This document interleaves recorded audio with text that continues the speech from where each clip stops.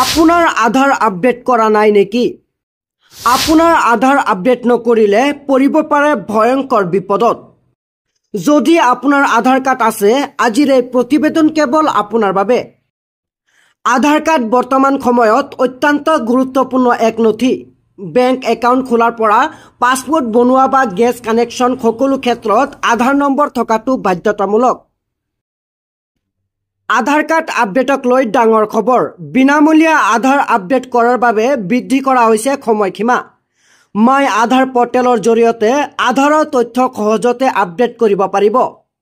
বিনামূলীয়া আধাৰ আপডেটৰ সময়সীমা প্ৰথমে 14 ডিচেম্বৰ 2023 পৰ্যন্ত আছিল, কিন্তু এতিয়া সেয়া বৃদ্ধি কৰি 25 জুলাই 2024 কৰা হৈছে। এই সময়ৰ ভিতৰত আধাৰ আপডেট কৰাৰ বাবে কোনো মাচুল দিব নালাগে।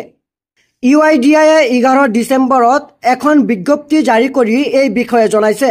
আধাৰ আপডেটৰ বিষয়ে মানুহৰ পৰা ইতিবাচক প্ৰতিক্ৰিয়া পোৱা গৈছে, যাৰ পৰিপ্ৰেক্ষিতত আপডেট সেৱা আৰু 3 মাহৰ বাবে বৃদ্ধি কৰা হৈছে।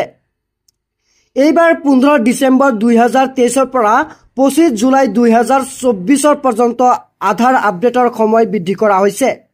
মাই আধাৰ পৰ্টেলৰ জৰিয়তে বিনামূলীয়া আধাৰ আপডেট কৰিব পাৰিব।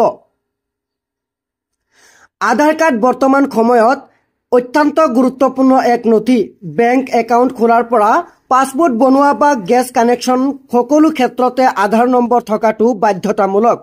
যদি আপুনি এতিয়ালৈকে আপোনাৰ আধাৰ কাৰ্ড আপডেট কৰা নাই, এতিয়াই আপডেট কৰক।